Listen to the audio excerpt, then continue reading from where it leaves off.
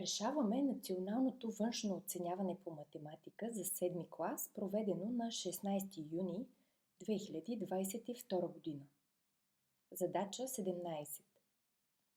В успоредника ABCD, DL е ъглополовяща на ъгъла при върха D и ъгъл ALD ни е даден 65 градуса.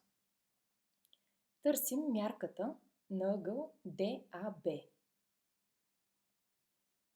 Нека започнем като забележим, че ъглите ALD и LDC са вътрешно кръстни. Тъй като правите AB и CD са успоредни, следва, че ъгъл ALD, който по условие ни е даден 65 градуса, е равен на ъгъл LDC, е равен на 65 градуса. Записвам вътрешно кръстни ъгли.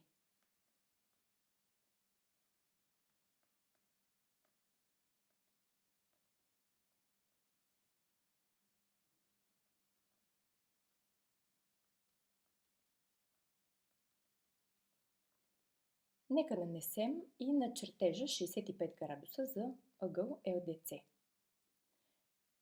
Сега нека използваме, че DL е ъглополовяща на ъгъла при върха D. От определението за ъглополовяща следва, че ъгъл ADL е равен на ъгъл LDC.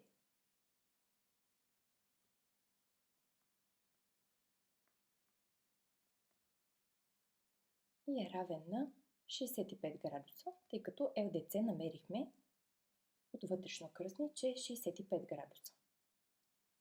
Това е от ъглополовящата.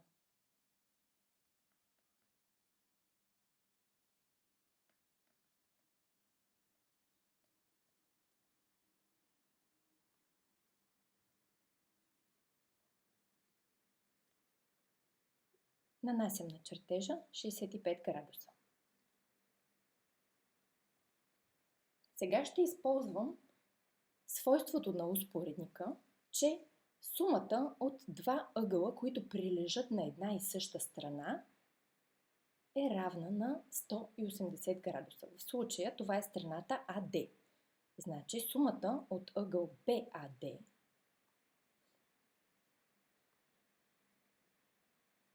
който търсим, и прилежащият му на страната AD, това е ъгъл ADC, е равна на 180 градуса.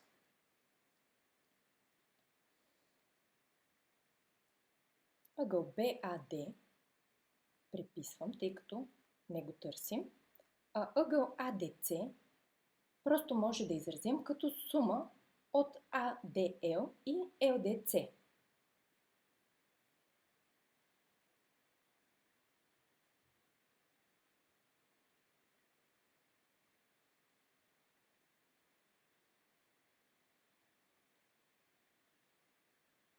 Тези ъгли вече открихме, че са равни на по 65 градуса. Замествам. –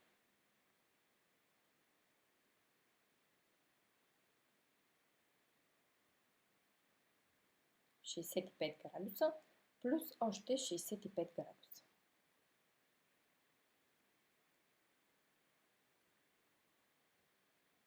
Тази сума е равна на 180 градуса. И сега сме почти готови. Ъгъл BAD намирам като неизвестно събираемо в това уравнение. Той е равен на 180 минус 2 пъти по 65 равно на 130 е равен на 50 градуса. Значи открих, верният отговор е А.